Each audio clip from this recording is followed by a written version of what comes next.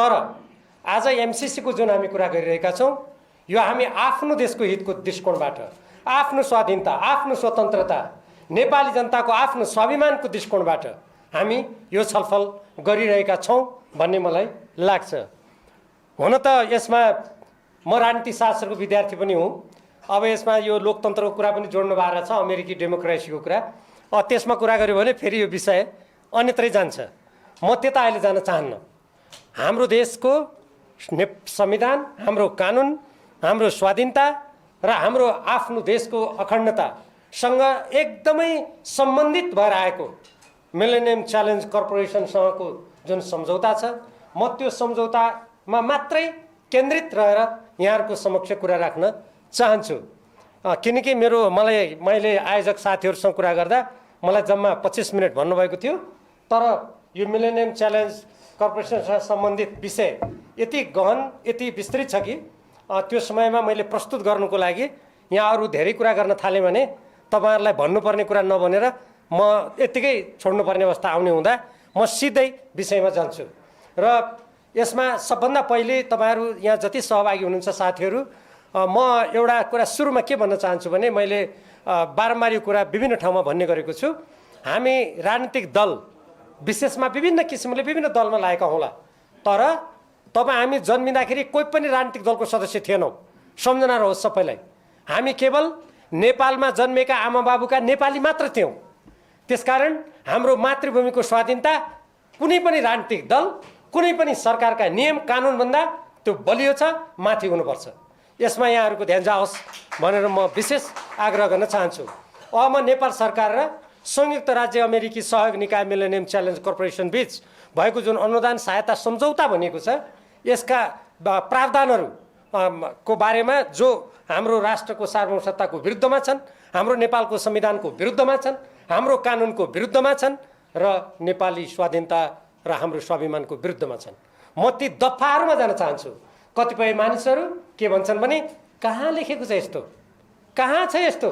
म यही सन्दर्भमा सुरुमै देशका प्रधानमन्त्री जस्तो व्यक्तिले सार्वजनिक रूपमा एउटा बोल्नु भएको हुनाले यहाँहरूको ध्यान त्यहाँ पनि छ मैले लेखेको, तर एउटा कुरासँग सुरुमै ध्यान आकर्षित गराउन चाहन्छु। किनभने शेरबहादुर देउबाजी प्रधानमन्त्री हुनुहुन्छ, उहाँले सार्वजनिक रूपमा के भन्नुभयो भने यो अमेरिकाको कानुन मान्नुपर्ने कहाँ लेखिया छ। म यहीँबाट चुनौती दिन्छु। शेरबहादुरजीलाई सुनाउने कोही यहाँ हुनुहुन्छ भने त्यहाँ बाहिर गएर मोबाइल उहाँलाई प्रत्यक्ष प्रसारण गरेर सुनाइदिन म अनुरोध गर्छु। म उहाँलाई भन्छु यो सम्झौता यो मैले लेखेका सम्झौता होइन, यो निलो रङमा छ। यो प्रतिनिधि सभामा प्रस्तुत गरिएको सम्झौताको मूल प्रति हो। यो मूल प्रतिको पृष्ठ नम्बर 10 को धारा 5 को धारा 5 को 5(1) को ख को 3 म पढेर सुनाउन चाहन्छु। यो विशेष गरी शेरबहादुर देउबाजीको लागि पढेको, म पढेर सुनाउन चाहन्छु। एमसीसी वित्तीय व्यवस्थाको उपयोग वा प्रस्तुत सम्झौताको निरन्तर कार्यान्वयन वा कार्यक्रमले वर्तमान वा भविष्यमा लागू हुने प्रचलित कानुन वा संयुक्त राज्य अमेरिकाको सरकारको नीतिको उल्लङ्घन गरेमा। के भने हो आजको कानुन त हाम्रो पूर्व मुख्य सचिव यहाँ पढ्नु बस्नु भएको छ, म उहाँलाई त चुनौती दिन्न। उहाँले अमेरिकाका वर्तमान कानुन कति पढ्नु भएको छ म उहाँलाई भन्दिनँ। अरूले कसले पढ्नु भएको छ म गर्नुहोस् मनमा। मैले त सबै कानुन पढाएको छैन, इमान्दारीका साथ भन्छु। चाहिने जति यो एमसीसीको कानुन पढाएको छु, अरू केही अमेरिकाको रक्षा मन्त्रालय परराष्ट्र मन्त्रालयले अहिलेको यो खास गरी विश्वव्यापी सुरक्षासँग सम्बन्धित त मैले पढाएको छु, तर अमेरिकाको सबै कानुन मैले पढाएको छैन। त्यो कानुन त छोडिदिनुहोस्, भविष्यमा बन्ने कानुन गजब छ। यो नेपालीहरू सबै मूर्खै हुन्छन् भने लेख्या होला होइन यो, तर यो सम्झौता गर्नेहरू मात्रै मूर्ख नेपाली हुन्, हामी होइनौँ। यो कुरा बुझ्नु पर्यो। त्यसकारण अब यसमा मैले यति भने यो शेरबहादुरजीलाई सुरुमै सुनाउनु पऱ्यो नि, हाम्रो देशको प्रधानमन्त्रीलाई। अब हेर्नुहोस्, अब यो सबै पढ्दाखेरि त धेरै समय लाग्ने खतरा देखेँ मैले है। अब मैले वाचन गरौँ के गरौँ म दुविधामा छु, तर म एकदमै छिटो जान्छु। कृपया मलाई समात्ने कोसिस गर्नु होला। एमसीसी को यो हस्ताक्षर सुरक्षा रणनीतिको प्रस्तावनाको उल्लेख गरेको छु मैले। सन् 2003 मा यो कतिपय मान्छेहरू भन्छन् यो एमसीसी कहाँ अहिले 2018 मा यो हिन्द प्रशान्त रणनीति आएर गरे हो नि। मैले 2003 को तत्कालीन अमेरिकी राष्ट्रपतिले गरेको घोषणा रक्षा मन्त्रालयको प्रतिवेदन पढेको छु र त्यहाँ के छ, मिलेनियम च्यालेन्ज एक्ट बनेको र 2004 देखि कार्यान्वयन गरिएको, अमेरिकाको राष्ट्रिय सुरक्षा हित साधनलाई महत्त्वका साथ लिएको छ। यसमा नेपालमा एमसिसीको नेतृत्वमा मैले 2014 मा नेपालको आर्थिक वृद्धिको चिरफार नेपाल ग्रोथ डायग्नोस्टिक भन्ने प्रतिवेदन तयार गरेको छ। आजकल कोही एमसिसीका दलालहरू भन्छन् यो त कहाँ नेपालले छानेको योजना हो। म उहाँहरूलाई यहीँबाट चुनौती दिन्छु, त्यो नेपाल ग्रोथ डायग्नोस्टिक भन्ने प्रतिवेदन पढ्नुहोस्। एमसिसीका अधिकारीहरूले कसरी नेपालका कर्मचारीलाई डिक्टेट गरेको छ, कसरी त्यहाँ उनीहरूले चाहिँ यो योजना बनायो भनेर त्यहाँ भनेको छ, कसरी पैसा त्यहाँ लागु गरेको छ। होइन सरकारमा बसेर प्रतिवेदन नपढ्ने यस्तालाई जाहिर खाने अधिकार छ। त्यहाँ हेर्नुहोस् त्यो छ। त्यसपछि ग्रोथ डायग्नोस्टिक अनुसार आयोजना तयार गरिएको जनवरी 2012 अर्थात् माघ 2028 मा डाक्टर बाबुराम भट्टराई, अवज्ञा माओवादी पूर्व माओवादीको कुरा आएको थियो, डाक्टर बाबुराम भट्टराईलाई कसरी त्यो देशमा क्रान्ति गर्ने पार्टीको नेता बनाउनु भएछ। मलाई यो देखेपछि अचम्म लाग्यो। उहाँ आज पनि के भन्दै हुनुहुन्छ भने यो सम्झौता पारित हुनैपर्छ, सुरु गरे पनि बाबुराम भट्टराई हो। याद गर्नुहोस्, तपाईँहरू सम्झनुहोस् राम्ररी है। अनि त्यसपछि पत्राचार, औपचारिक रूपमा पहिलो पत्राचार गर्ने व्यक्ति डाक्टर बाबुराम भट्टराई है। त्यसपछि अमेरिकी हिन्द प्रशान्त रणनीतिमा यो हिन्द प्रशान्त रणनीतिको अङ्ग कसरी हो भन्ने कुरामा त्यहाँ चाहिँ अमेरिका र यसका मित्रहरूले प्रतिद्वन्द्वीलाई रोक्न अमेरिकी सेना सबैको क्षमताको उपयोग गर्ने भनेर, अनि त्यो यो सरेन के भएर हेर्नुहोस् त्यहाँ लेखेको छ, एमसिसी अमेरिकी रक्षा र सुरक्षा नीति तथा हिन्द प्रशान्त रणनीतिको अङ्ग रहेको तथ्य निम्न दस्तावेजहरूबाट प्रष्ट हुन्छ। त्यो दस्तावेजको सबै व्याख्या गर्ने त यहाँ समय छैन। तपाईँहरूलाई खालि जानकारीको लागि नोभेम्बर 2019 मा प्रकाशित स्वतन्त्र खुला हिन्द प्रशान्त भन्ने दस्तावेजको पृष्ठ 1, डिसेम्बर 2017 को राष्ट्रिय सुरक्षा रणनीतिको पृष्ठ 39, जुन 2019 को हिन्द प्रशान्त रणनीतिको पृष्ठ 38, पृष्ठ 45 देखि विस्तृत रूपमा उल्लेख गरेको छ।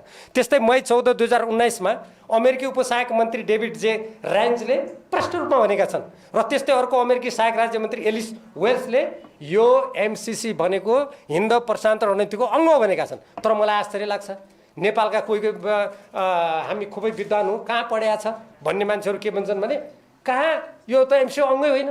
अमेरिकाको मन्त्रीले भन्ने यी कस्ता दलाल हुन, अमेरिकाको मन्त्रीले त्यसो भन्छ होइन भन्ने कस्ता दलाल हुने, चिनो यिनलाई। अर्को नेक्स्ट, अब त्यस्तै एमसिसीबाट प्राप्त हुने 50 करोड डलरको कुरा जुन गरेको छ नि, अब यो सबै रकमको जुन ब्रेकडाउन छ सबै विस्तृत, अब यो तपाईँहरूलाई यहाँ व्याख्या गर्ने मलाई समय छैन।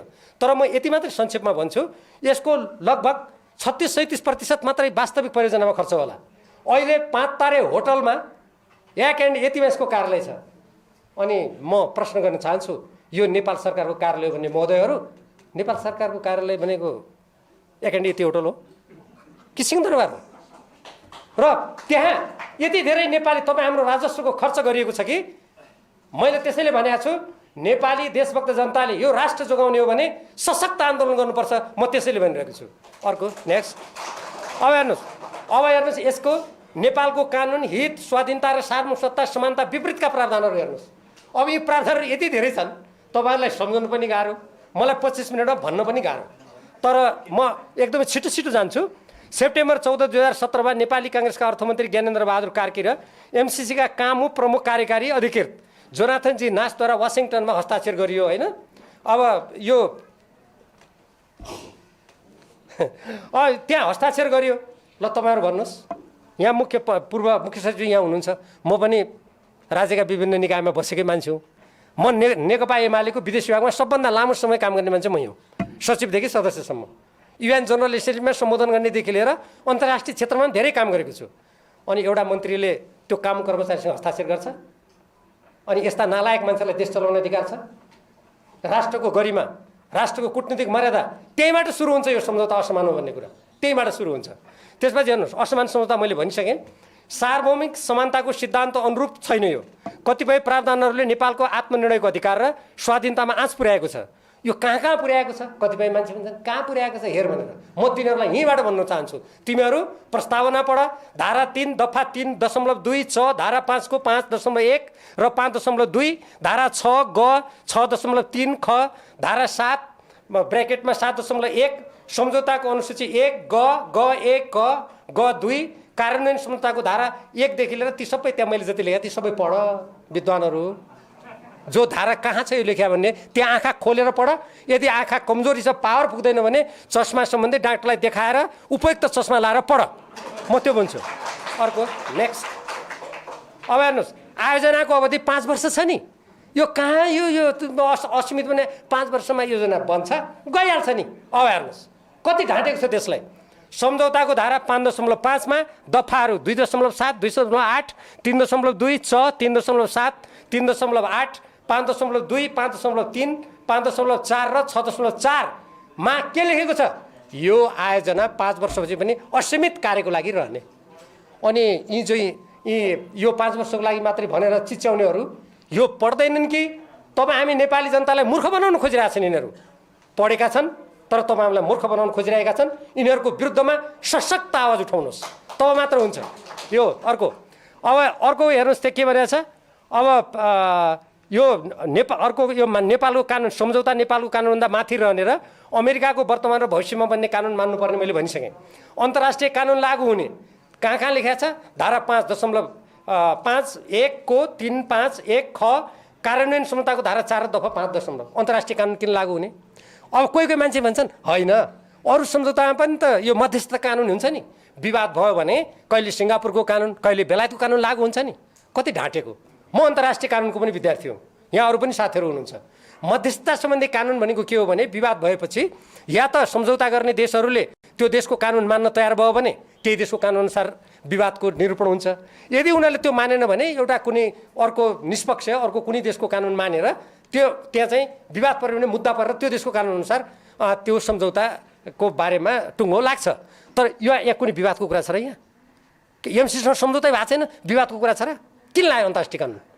यो केही पनि होइन। यो के हो भने जसरी हाम्रो संसदबाट पारित गरेर हाम्रो संविधानभन्दा माथि बनाइदिएपछि त भोलि मान्नुहोस् अमेरिकाले हिन्द प्रशान्तमा अमेरिका र चिनको त्यहाँ द्वन्द्व भयो या लडाइँ नै भयो मान्नुहोस्। त्यसपछि अमेरिकाको काङ्ग्रेसले के कानुन बनाइदिन्छ भने एमसीसी सम्झौता भएको नेपालको त्रिभुवन अन्तर्राष्ट्रिय विमानस्थल नभए भर्खरै बनेको भैरवामा लडाकु जहाज अवतरण गर्ने कानुन बनाइदियो। के गर्नुहुन्छ अब? यसको जवाब दिनुपर्छ कि पर्दैन? शेरबहादुर देउवा र डाक्टर बाबुराम भट्टराई जस्ताले पर्छ। त्यसैले केपी ओलीले पनि दिनुपर्छ। मैले सुनिसकेँ। अर्को 5 अमेरिकाको सुरक्षा नीति र स्वार्थको प्रतिकूल नेपालले कुनै काम गरे भन्ने लागेमा आयोजना तुरन्त रद्द हुने। ल हेर्नुहोस् कति खतरनाक छ। यसको कुन दफामा छ? सुरक्षा नीति र स्वार्थ अपरिभाषित छ। यो कहाँ लेखेको छ? धारा 5 दफा 5.1 को 4 कम्प्याक्टको धारा 2 दफा 2.7 मा लेखेको छ। अब अमेरिकाको सुरक्षा हितमा आघात पर्ने भने के हुनसक्छ? जब शक्ति राष्ट्रहरू द्वन्द्वमा छन् भने भोलि सडक पनि उसको सुरक्षाको हित विपरीत हुनसक्छ। अघि भनिसकेँ, म दोहोऱ्याउन चाहन्न। हामी कुनै पनि शक्ति राष्ट्रहरूको द्वन्द्वमा नेपालको संविधान बमोजिम प्रवेश गर्न सक्दैनौँ।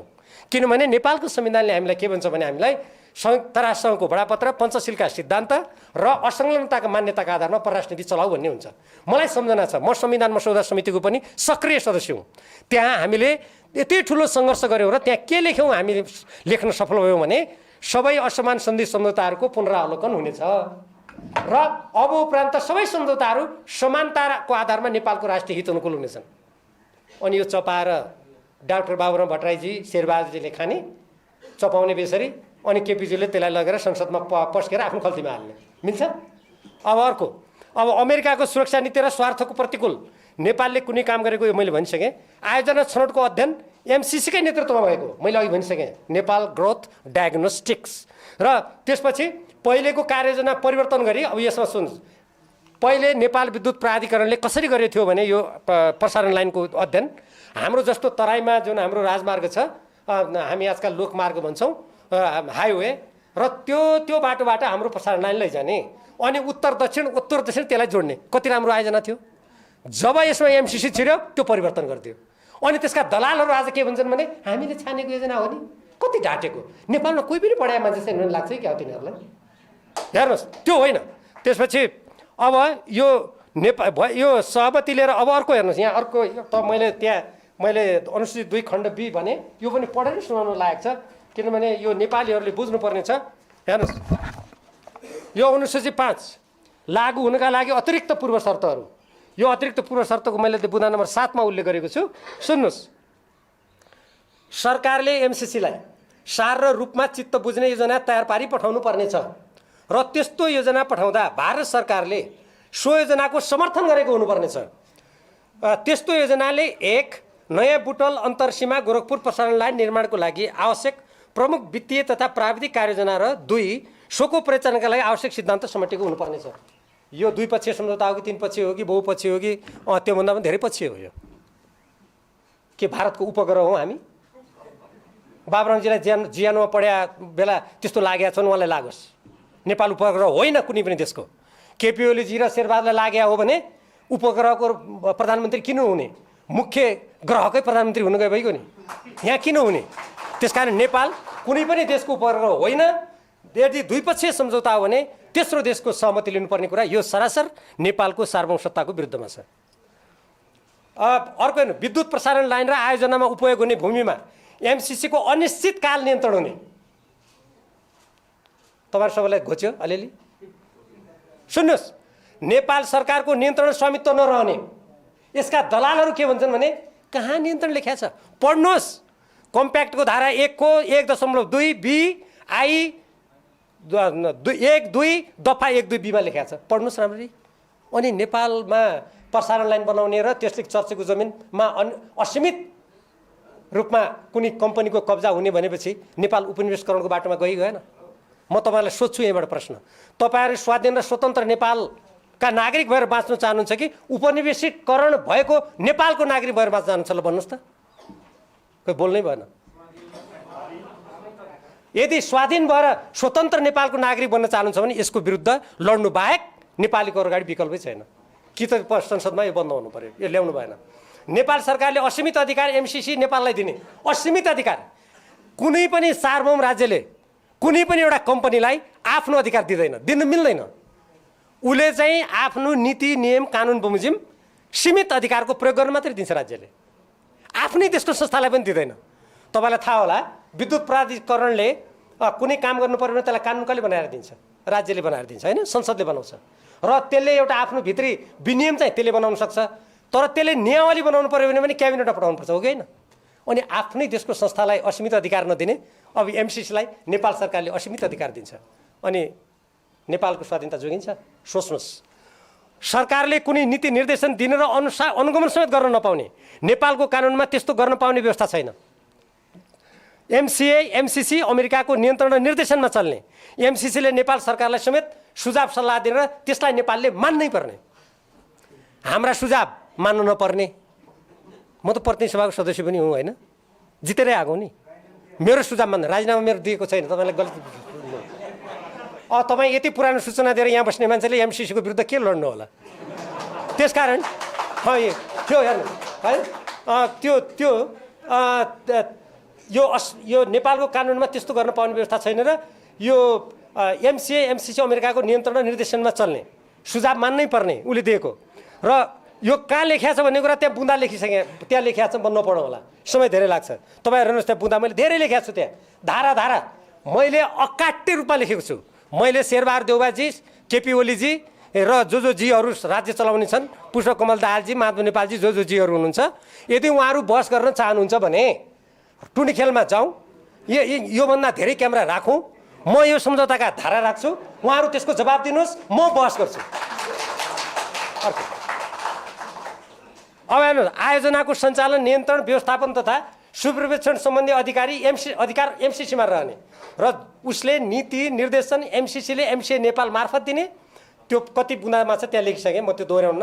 त्यहाँ त थुप्रो छ, जस्तो परिशिष्ट 1 C 2 कार्यान्वयन सम्झौताको धारा 1.2 A amended and initial engagement technical assistant grant agreement त्यहाँ छ, हेर्नुहोस्। अब त्यस्तै एमसिसी जुनसुकै बेला पनि सम्झौता गर्न रद्द गर्न सक्ने एमसिसीले, तर नेपालले गर्नु पर्यो भने धेरै दायित्व वहन गर्नुपर्ने, धेरै दायित्व वहन गर्नुपर्ने। नेपालले 30 दिनको सूचना दिएर सम्झौता गर्न सक्ने, तर धेरै दायित्व बोक्नुपर्ने। कार्यान्वयन सम्झौताको धारा 4 दफा 5.7 मा छ, यो दफा पनि के छ, असमान छ। र नेपालले 13 करोड डलर आयोजनाका लागि अनुदानको रूपमा दिनुपर्ने। चाखलाग्दो लाग्यो नि तपाईँहरूलाई? यसका दलालहरू भन्छन् अमेरिकाको त कहाँ र अनुदान हो नि। अनि अमेरिकी राजदूतले एउटा टेलिभिजनमा भन्नुहुन्छ कहाँ अनुदान हो र, लगानी हो। अब अमेरिकी राजदूत भन्दा ती दलालहरू कस्ता अमेरिका है, अचम्म लाग्छ मलाई। अमेरिकी राजदूत त्यस्तो भन्ने, अनि त्यसको पक्षमा बोल्ने या चर्को स्वरमा बोल्ने भने कहाँ र अनुदान हो? अमेरिकी राजदूत हुन्छ कहाँ हो र लगानी हो? अब अमेरिकी राजदूत हुन् कि अमेरिकाका ती भन्नेहरू हुन्? प्रश्न। अनि त्यसपछि 13 करोड अनुदानको रूपमा दिनुपर्ने, अनि नेपालले अनुदानको रूपमा एमसिसीलाई किन दिनुपर्ने 13 करोड किन?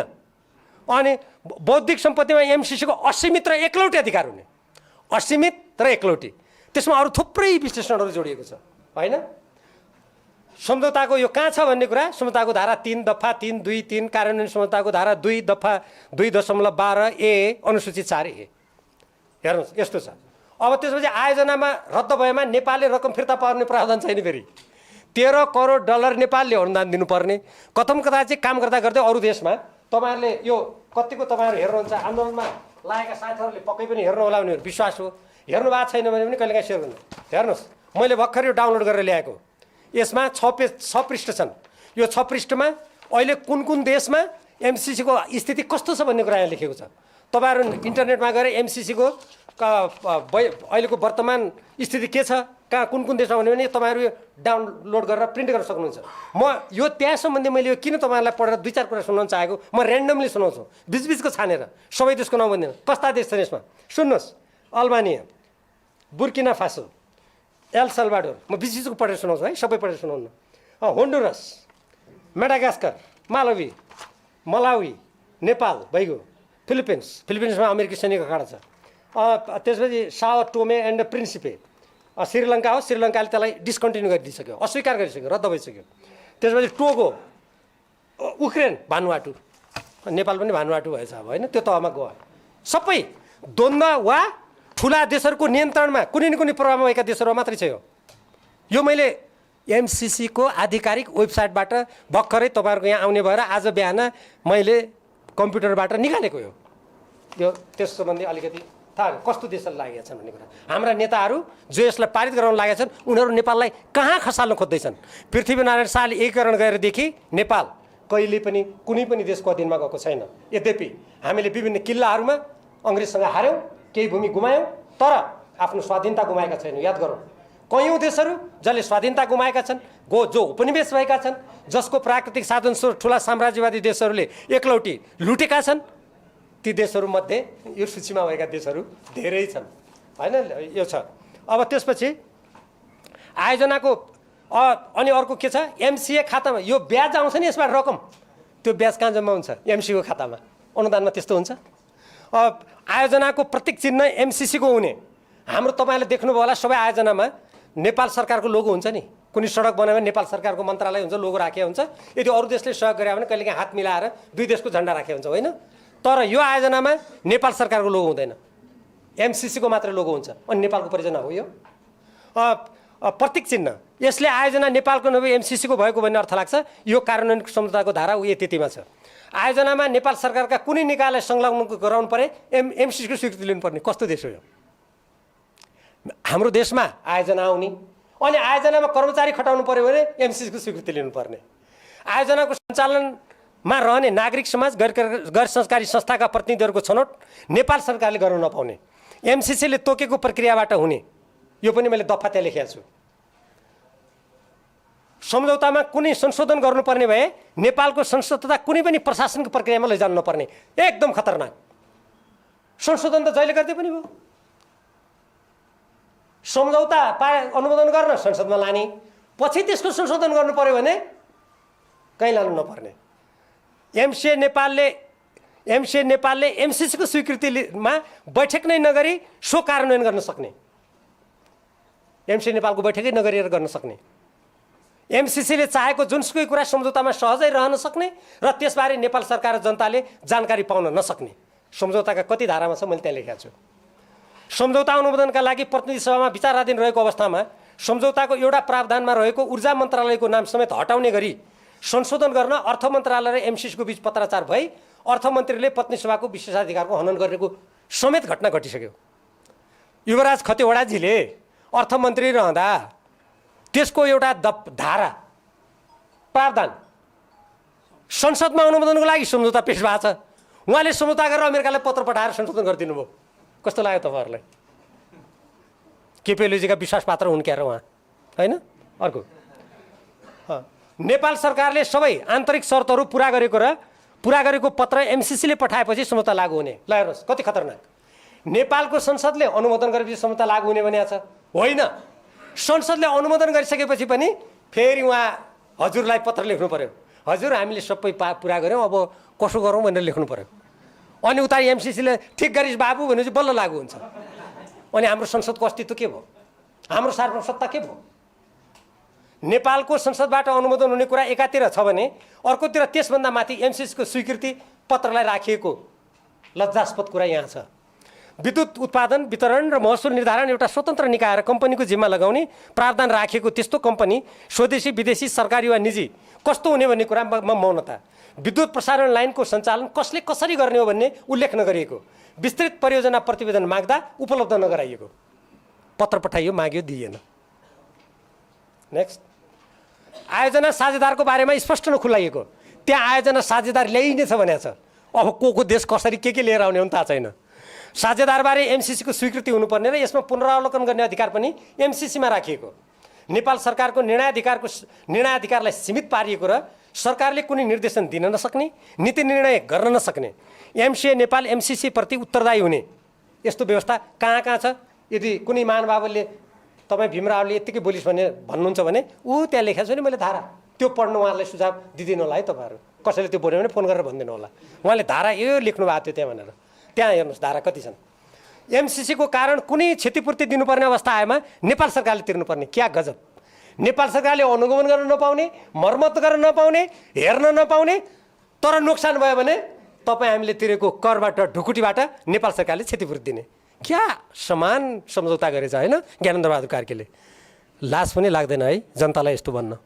तर आयोजनाको अनुगमन र सुप्रीक्षणको अधिकार नेपाल सरकारलाई नहुने कहाँ छ? त्यो त कार्यान्वयन क्षमताको धारा 1 दफा 1.3B8 दफा 2.1 मा छ त्यो होइन।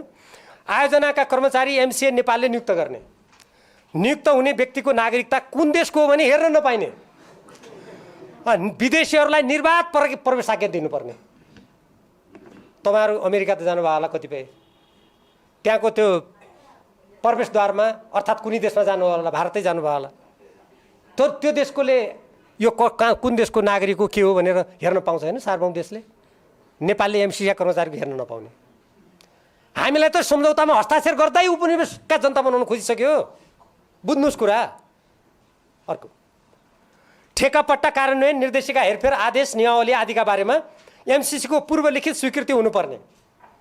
ठेकापट्टा आर्थिक आयोजनाको नाममा लैङ्गिक एकीकरण र सामाजिक समावेशिता सम्बन्धी योजना बनाउने कुरा गरी नेपालको सामाजिक जीवनमा प्रवेश गर्ने उद्देश्य रहेको यो सम्बन्धी समस्या यो प्रावधान छुट्टै छ। हेर्नुहोस्, यो नेपाल सरकार र संयुक्त राज्य अमेरिकी सहयोग निकाय मिलेनियम च्यालेन्ज कर्पोरेसन जोएको अनुदान सहायता सम्झौता Millennium Challenge Compact Indo Pacific स्ट्राटेजीका सम्बन्धमा सुझावसहित कार्यदलको प्रतिवेदन। यो बुझाव कहिले? फागुन 9 2076। यसको संयोजक को हुनुहुन्थ्यो? पूर्व प्रधानमन्त्री झलनाथ खनाल, सदस्य भीमराव प्रदीप गेवाली। हेर्नुहोस् कतिसम्म भयो म तपाईँलाई पढेर सुनाउँछु।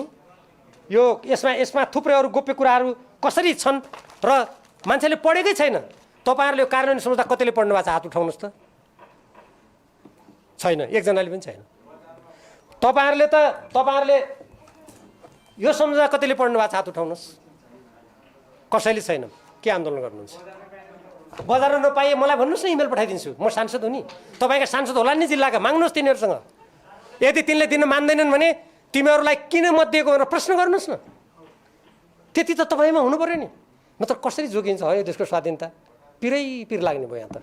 अब हेर्नुहोस्, यसमा हामीले के भन्यौँ भने हेर्नुहोस् झलनाथ खनालजीको यहाँ हस्ताक्षर छ। उहाँको पार्टीमा त म अहिले छैन, म एमआइएली छु है, तपाईँलाई भ्रम नहोस् फेरि। झलनाथ खनाल सुन्नुहोस्, आवश्यक दस्तावेजहरू उपलब्ध गराइदिनका लागि यहाँ पत्र पठाइयो।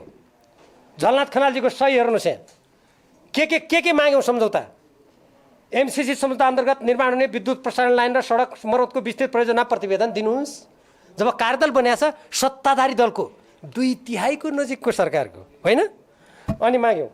त्यसपछि environmental and social management plan, social and gender integration plan, procurement agent agreement, project cooperation agreement, Nepal र अमेरिका जोएको स्टेट पार्टनरसिप कार्यक्रम सम्झौता।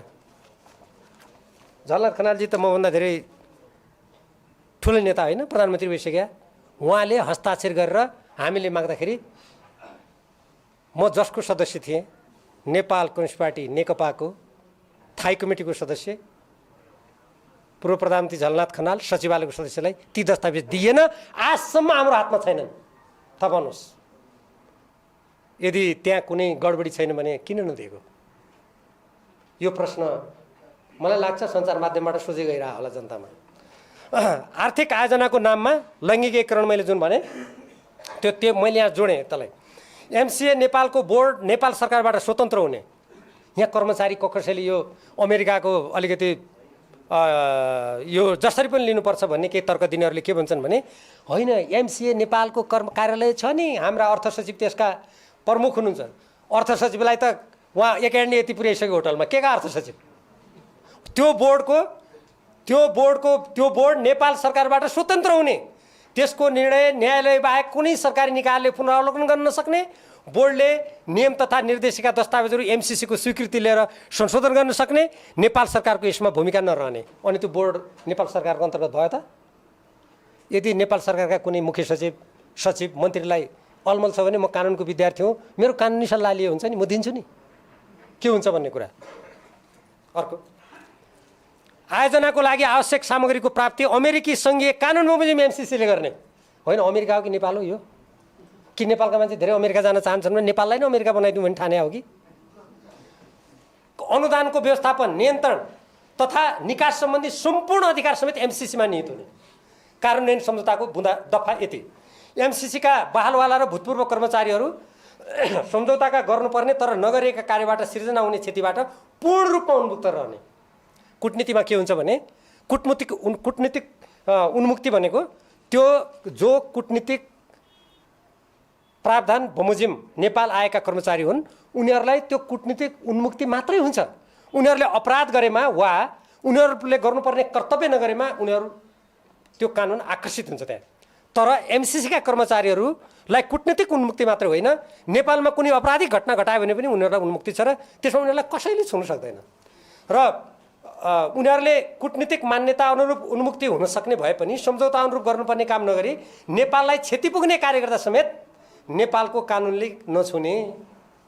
यहाँ आएर नेपाललाई क्षति हुने उनीहरूले काम गर्यो भने पनि तपाईँ हामीले एमसिसी जिन्दाबाद, एमसिसीका कर्मचारी महान हुन् भन्नुपर्ने। एमसिसीसँग सम्झौता गर्ने पहिलो देश माडागास्कर तथा दक्षिण एसियाका श्रीलङ्का र मलेसियाको अनुभव नकारात्मक रहेको, श्रीलङ्काले सम्झौतालाई रद्द गरिसकेको। नेक्स्ट, सम्झौता र कार्ययोजनाका कतिपय प्रावधानहरू संयुक्त राष्ट्रसङ्घको बडापत्र, पञ्चशील र असंलग्नताका सिद्धान्तमा आधारित नेपालको स्वतन्त्र परराष्ट्र नीति, नेपालको संविधानमा उल्लेखित समाजवाद उन्मुख शासन व्यवस्था तथा राष्ट्रिय हित, स्वाधीनता र स्वाभिमानको प्रतिकूल रहेका, आयोजनाको छनौटमा एमसिसीलाई चित्त बुझ्ने गरी तथा भारतको सहमति लिएको हुनुपर्ने प्रावधानले नेपालको स्व निर्णयको अधिकार र स्वाधीनतामा असर पर्ने, यस्तो प्रावधानले भविष्यमा अन्य देशसँग विकास सहायता लिने कार्यमा समेत नराम्रो नजिर स्थापित हुने। तपाईँलाई एउटा कुराको म तपाईँलाई जानकारी त होला तर उभिराखेपछि भनिहालौँ यो कुरा पनि। भारतले 1950 को सन्धिलाई संयुक्त राष्ट्रमा लगेर उसले दर्ता गरिसकेको छ। तपाईँहरूलाई कतिलाई थाहा छ यो कुरा? अब भारत के कुरा हेरिरहेछ भने यो एमसिसी सम्झौता प्रतिनिधि सभामा पारित हुने बित्तिकै 1950 सन्धिका सम्पूर्ण प्रावधानहरूलाई सक्रिय पार्नको लागि भारत अगाडि बढ्छ। त्यसको एउटा खतरनाक प्रावधान के छ भन्दाखेरि नेपालमा भारतीयहरूले निर्वाध रूपमा जग्गा जमिन किन्न पाउने, जो पछि पञ्चायती व्यवस्था लागू भइसकेपछि जसलाई कानुन कार्यान्वयनबाट त्यसलाई व्यवहारमा त्यसलाई निष्क्रिय पारिने। पछि भारतीयहरूले यहाँ उद्योग खोल्नु पर्दा कुनै न कुनै नेपाललाई खडा गरेर उसको नाममा खोल्नुपर्ने बाध्यता त्यसरी सिर्जना भएको। अब यदि यो सम्झौता प्रतिनिधि सभाबाट पारित भयो भने 1950 को सन्धि लगायत नेपालमा जति पनि विकास आयोजना आउँछन् र ती ठुला देशको प्रतिस्पर्धाको चङ्गुलमा परेर तिनीहरूको भुमरीमा नेपाल परेर प्रत्येकले अब के गर्ने छ भने यसै गरी कानुन पारित गराउने र आफ्नो रणनीतिक उद्देश्य नेपालबाट प्राप्त गर्ने। 1950 को सन्धि त्यसमा अग्रपङ्क्तिमा आउनेछ। त्यसपछि नेपालको दशा के हुन्छ? नेपाल जस्तो चीन र भारतको बीचमा अत्यन्त संवेदनशील भू राजनीतिमा रहेको देशमा यस्तो स्थिति आयो भने हामी नेपालीहरूको हालत के होला हामी सबैले सोचौँ। प्रतिवेदनको प्रकरण 4.4, 5.6, 8.9, 10.6, 11.6 र 12मा उल्लेखित विषयमा त्यसैले माथिका जुन विषयहरू हुन् यसमा अत्यन्तै गम्भीर हामी भएनौँ भने नेपालीहरूले आफ्नै देशमा पराधीन हुनुपर्ने खतरा हाम्रो अगाडि छ। नेक्स्ट, सम्झौतामा कतिपय प्रावधानसँग मेल नखाने वा अझ तिनलाई नेपालको अहितमा हुने गरी अर्थमन्त्री डाक्टर युवराज खतिवडाले एमसिसी कम्प्याक्ट अपरेसनका उपाध्यक्ष एन्थोनी टेलरसँग पदीय मर्यादा समेतको हेक्का नराखी सेप्टेम्बर 2019मा कार्यान्वयन सम्झौता गर्नुभयो। जति बेला केपी ओली प्रधानमन्त्री हुनुहुन्थ्यो त्यो बेलामा युवराज खतिवडाले संसदबाट अनुमोदन नभएको सम्झौतालाई कार्यान्वयन गर्नुको लागि सम्झौता गर्नुभयो। त्यसकारण मैले के भनेको छु भने यसबारेमा संसदीय अनुगमन समिति गठन हुनुपर्छ, संसदले छानबिन गर्नुपर्छ र यो सम्झौता अनुमोदन नगर्दै कार्यान्वयन सम्झौता गर्ने, नुवाकोटमा जग्गा अधिग्रहण गर्ने, नेपालको अर्बौं राजस्व 5 तारे होटलमा कार्यालय खोलेर खर्च गर्नेहरूलाई नेपालको कानुनअनुसार कारबाही गर्नुपर्छ, जसमा युवराज खतिवडा पनि पर्नुपर्छ भनेको छु मैले। अब युवराज खतिवडा पर्दा उहाँलाई संरक्षण गर्ने जो हुन् ती पनि तानिएला, कानुन निष्पक्ष छ भने हैन। संसदमा मूल सम्झौता अनुमोदनका लागि पेश भइरहेको समयमा यसरी कार्यान्वयन सम्झौता गर्नु स्वयं गैरजिम्मेवार काम त हुँदै हो, अझ मूल सम्झौताको अनुसूची 1 को BH मा संशोधन गर्ने पत्राचार गरी संसदको विशेषाधिकारको हनन समेत गरिएको छ। अब संसदको विशेषाधिकार हनन गरिएकोमा अग्नि सापकोटाजीको पनि ध्यान आकर्षित गरौँ कि हेर्नुहोस् भनेर गरौँ होइन त? ल गरौँ।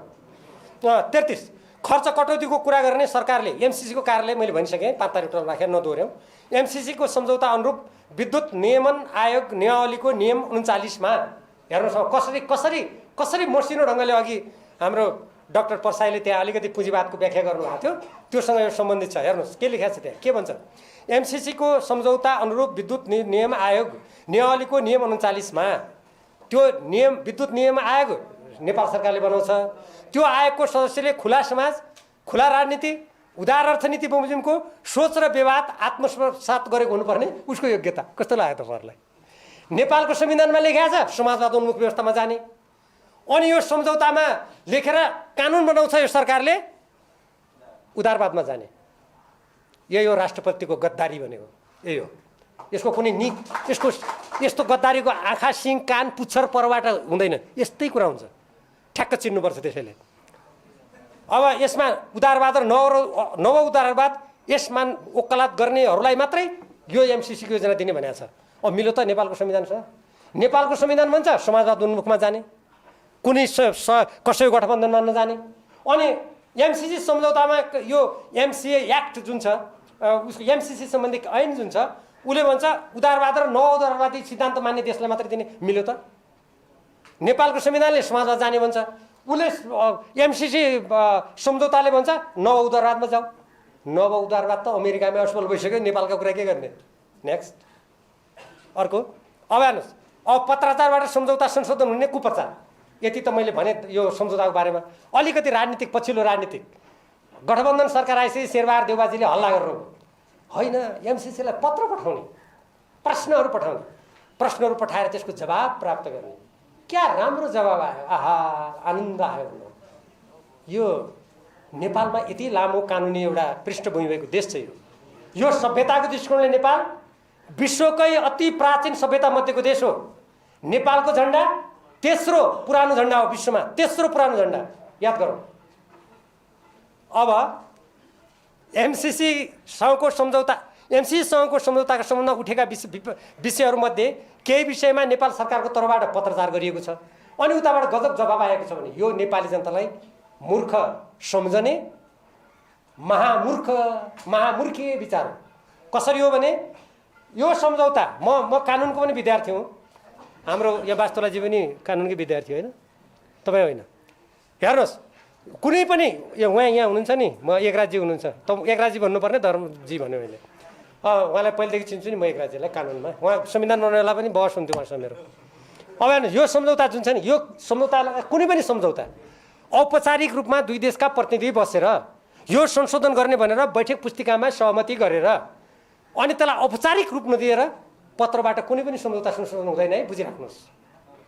यो शेरबहादुरजीलाई थाहा छैन क्या हो, कि उहाँका सल्लाहकारले गलत उहाँलाई राय दियो हो उहाँ गएर डलद्रा मेरो डलद्रा अछाम मैसँग सल्लाह लिए पनि हुने नि नजिकै त छु हैन अब म कानुनी सल्लाहकार लिए पनि हुने अधिवक्तै हुने म पनि लाइसेन्स छ मसँग केही छैन अब हेर्नुहोस् अब अर्को खतरनाक कुरा नेपालका प्रधानमन्त्री शेरबहादुर देउवा र नेकपा माओवादी केन्द्रका अध्यक्ष पुष्पकमल दाहाल प्रचण्डले संयुक्त रूपमा एमसीसीलाई पत्र पठाउनु भएको मैले सार्वजनिक सुने पुष्पकमल दाहाल प्रचण्डजीले हो भन्नुभयो शेरबहादुरका नजिकका मान्छेले पनि हो भन्नुभयो शेरबहादुरजीले त प्रधानमन्त्रीको हैसियतले पठाउनु भयो पुष्पकमल दाहालजीले के हैसियतले पठाउनु भयो कूटनीतिमा यो संयुक्त पत्र पठाएको छ भने यो विदेशीको अगाडि गचक्कै घुँडा टेक्ने लज्जास्पद काम हो र यो चिठी यत्रो विवाद भइसकेपछि म यहीँबाट पनि माग गर्न चाहन्छु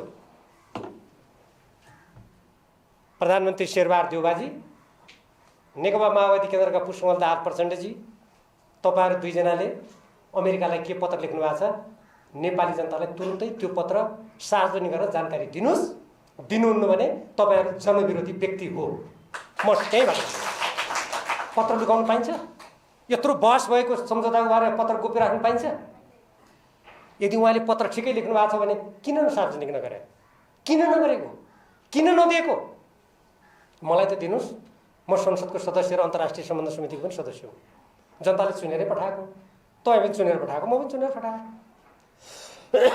अब अर्को कुनै पनि सार्वभौम र स्वतन्त्र देशका प्रधानमन्त्री नेताले हेर्नुहोस् सर्वप्रथम के गर्छ भने आफ्नो देशको हितको कुरा गर्छ आफ्नो जनताको कुरा गर्छ उसले आफ्नो सार्वभौम सत्ताको कुरा गर्छ बापर तर मैले नेपालमा मैले दुःखका साथ भन्नुपर्छ हाम्रा देशका केही नेताहरू मलाई परेन छोडेन हाम्रो देशका केही नेताहरू र कतिपय व्यक्तिहरू आफ्नो देशका जनताप्रति उत्तरदायी हुनुको सट्टा विदेशीहरूलाई कसरी खुसी पार्ने त्यतातिर लागेको देख्दा मेरो त मन रुन्छ हेर्नुहोस् साह्रै दुःख लाग्छ बरु देशको लागि विकास गर्न सकिएन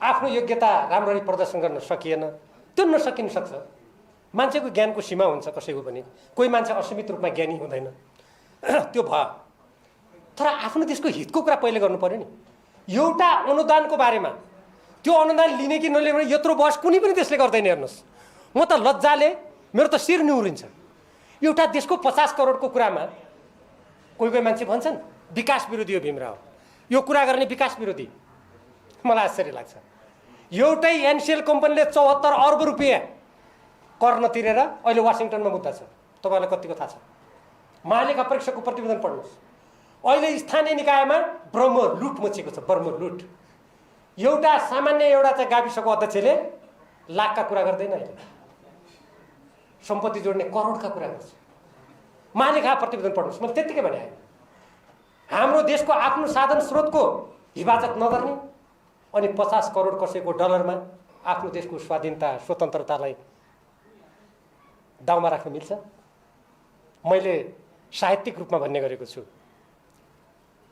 कुनै आमाको सन्तानले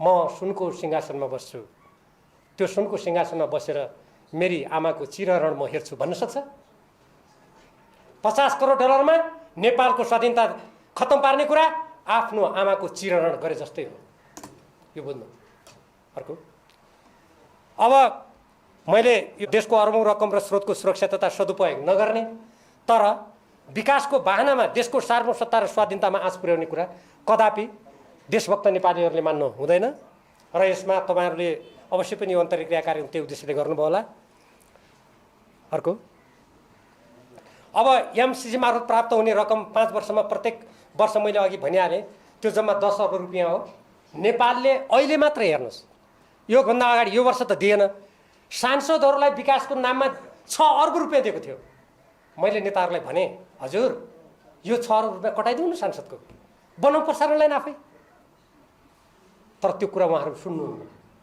त्यही 50 करोड चाहियो त्यही 50 करोड चाहियो किनभने त्यसमा अघिका दफाहरू र धाराहरू छन् हैन अब त्यसकारण मैले अब अघि हाम्रो पूर्व मुख्य सचिव राजदूतजीले भन्नुभयो जस्तै कुनै पनि देशबाट प्राप्त हुने ऋण अनुदान नेपाल र नेपाली जनताको हित स्वतन्त्रता स्वाधीनता कानुन र स्वाभिमानमा आँच नपुर्याउने गरी मात्रै लिन सकिन्छ। आजको विश्वमा लिने हुँदैन त म पनि भन्दिनँ। अमेरिकासँग नेपालले कुनै लडाइँ लड्नु पनि छैन। हामी कुनै मिसाइल लिएर कसैलाई हान्न जानेवाला पनि छैन। दोस्रो विश्वयुद्धमा स्विजरल्यान्ड स्वतन्त्र देश भएर बस्यो, कतै पनि लागेन। आज पनि विकसित नै छ। हामीले आफ्नो बारेमा आफै निर्णय गर्न, त्यो स्वतन्त्र रूपमा बाँच्न त्यो मात्रै भनेका छौँ। अमेरिकाको विरुद्धमा यहाँ कुनै अभियान चलाउन खोजेका हामीले छैनौँ। यदि अमेरिकाले निशर्त ढङ्गले सहयोग गर्छ भने आजसम्म लिएकै छौँ त, हामीले कहिले विरोध गरेनौँ। तर यसले त हाम्रो स्वाधीनतालाई सिद्ध्याएर हिन्द प्रशान्त रणनीतिको नेपाललाई अङ्ग बनाएर नेपाल भोलि रणभूमि भएर तपाईँ हाम्रो देशको स्वाधीनता नै खतरामा परेको हुनाले हामीले यो भन्नुपर्ने अवस्था आयो। त्यसकारण हेर्नुहोस्, यो राष्ट्रिय स्वाधीनता कुनै रकमसँग सट्टापट्टा गर्न सकिँदैन, गर्न मिल्दैन। अर्को, अब यो माथि उल्लेखित जति पनि कुराहरू छन्, यी कुराहरूबाट के प्रश्न हुन्छ भने यदि कोही पनि नेपाली देशभक्त छ भने एमसिसीको विरुद्धमा उभिनुपर्छ। यो सम्झौता कुनै पनि किसिमले यी दफाहरू पुरै हट्यो भने त्यति बेला सोचौँला। मैले त संशोधन गरौँ भनेर यो प्रतिवेदनमा त्यति बेला सहमति जनाएको हो। म तपाईँहरूको अगाडि साँचो कुरा गर्छु, यी सबै संशोधन गरौँ, त्यसपछि पैसा लिउँ भने म अहिले पनि त्यो भन्छु। तर अमेरिकी अधिकारीहरूले त भने नेपालका हाम्रै देशका हौँ भन्नेहरूले भन्छन् यसमा संशोधन हुनै सक्दैन, यसलाई अनुमोदन गर्नुपर्छ। उहाँहरू त्यसो भन्नुहुन्छ। त्यसकारण नेपालमा विदेशी कम्पनीको इसारामा समानान्तर सरकारको स्थिति उत्पन्न हुन्छ। यसबाट हेर्नुहोस्, समानान्तर सरकार अहिलेका दफाहरूबाट भयो होला नि, समानान्तर सरकारको स्थिति उत्पन्न हुनुका साथै नेपाल क्रमशः पराधीनतातर्फ धकेलिनेछ। नेपाल शक्ति राष्ट्रहरूको द्वन्द्व र सङ्घर्षको थलोमा परिणत हुनेछ। त्यो हामी प्रत्येक नेपालीको हित विरुद्धमा हुनेछ। त्यसैले हामीले यो एमसिसी सम्झौता यही रूपमा हुनु हुँदैन भन्ने कुरा हामीले उठाउनै पर्छ, सशक्त रूपमा हामीले बोल्नुपर्छ। अब 2020मा विश्वव्यापी एमसिसी सम्झौताको स्थिति के छ त भन्ने सोच्दा मैले सरसर्ती हेरेका थिएँ। एमसिसीसँग सम्झौता कार्यक्रम बन्द भएका देश 49 छन्। अहिले सम्झौता कार्यान्वयन बन्द हुने प्रक्रियामा रहेका देश 4 छन्। सम्झौताको प्रगति नै नभएका देश 13 छन्। प्रगति भएका अलिकति त्यो प्रक्रियामा गएका देश, सम्झौतामा हस्ताक्षर भएका देश 2 छन्। अनि सम्झौता त्यो निरन्तर नभएका देश 2 छन्। सम्झौता रद्द भएको देश 1 हाम्रो श्रीलङ्का पनि छ, र सम्झौता भएका यो देश सेनेगल र मङ्गोलिया जो सुरुमा त्यहाँ त्यो उनीहरूको त्यो योजना यस्तै विरोध भएर परिवर्तन भएर त्यहाँ गरिएको ठाउँ पनि छ। त्यसैले सहभागी मित्रहरू, यहाँहरूले अब पक्कै पनि मिलेनियम च्यालेन्ज कर्पोरेसनका केही यसका अन्तर्वस्तुहरूको बारेमा अलि केही कुराहरू बुझ्ने अवसर प्राप्त गर्नुभयो होला। थप बुझ्नु त भएकै छ, थप बुझ्ने अवसर प्राप्त गर्नु होला भन्ने मैले आशा र विश्वास गरेको छु। आजको यस कार्यक्रममा मलाई यहाँ आमन्त्रण गरेर हाम्रो देशको स्वाधीनता, स्वतन्त्रता, नेपाली जनताको स्वाभिमानको रक्षाको खातिर हामीले यो एमसिसी सम्झौतालाई अनुमोदन गरिन हुन्न भन्ने जुन देशव्यापी आवाज छ, यो आवाजको सम्बन्धमा केही कुराहरू राख्ने अवसर दिनुभएकोमा म हार्दिक धन्यवाद दिन चाहन्छु। र तपाईँहरू सबैले मेरा कुराहरू ध्यानपूर्वक सुनिदिनु भएकोमा तपाईँहरू सबैलाई पनि म हार्दिक धन्यवाद दिन चाहन्छु। हामी नेपालीहरू कसैसँग झगडा गर्ने, कसैसँग लडाइँ गर्ने हामीले कुरा गरेका होइनौँ। हामी हाम्रो देशको कुरा गरिरहेका छौँ। चीनको राष्ट्रपतिलाई चीन महान हो, चीनको स्वतन्त्रता प्यारो छ भन्ने अधिकार छ। भारतका प्रधानमन्त्रीले भारत महान भन्नुहुन्छ, अमेरिकाका राष्ट्रपतिले अमेरिका फर्स्ट, अमेरिका महान भन्नुहुन्छ, मेरो देशको स्वाधीनता भन्नुहुन्छ। अनि नेपालीले आफ्नो देशको स्वाधीनता भन्न नपाउने, अनि आफ्नो देशको स्वाधीनताको कुरा गरे अमेरिकाको विरोध गर्यो, कसको विरोध गर्यो, चिनियाहरूको पक्ष लियो भन्ने जसले कुरा गर्छ त्यो हाम्रो देशभक्ति आवाजलाई दबाउने षड्यन्त्र हो। देशभक्ति आवाजलाई दबाउन नदिउँ, सशक्त गरौँ, नेपाल मातृभूमिको रक्षा गरौँ। धन्यवाद।